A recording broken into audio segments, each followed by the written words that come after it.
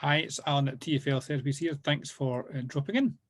I just wanted to have a talk today about thinking and about how sometimes we get a bit stuck on our thoughts. Sometimes we get drawn into thoughts and we get stuck there, and that's where all our attention is drawn. And then that creates difficult emotions which we find really hard to get away from. In fact, sometimes it feels like if we think more about our thoughts, we'll actually help get away from them a little bit more if we solve the problem, if we solve the issue. But really, what happens is that just takes us deeper into those thoughts. We end up ruminating about them, and that creates more difficult emotions to get past. And one way to think about that is rather than looking at the content of the thoughts, what you're actually thinking about, it's about looking at the process of the thoughts. What are we doing with them?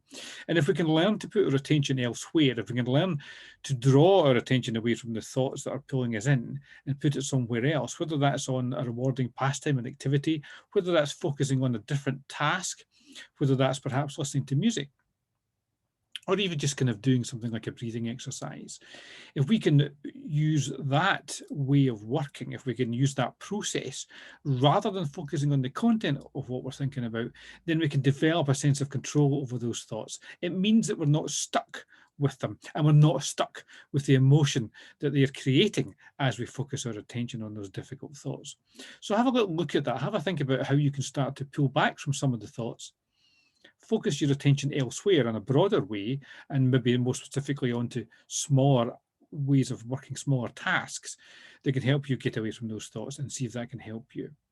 If you get any questions, info@tfltherapies.com. Hope that's been useful for you today, and I'll talk to you soon. Cheers.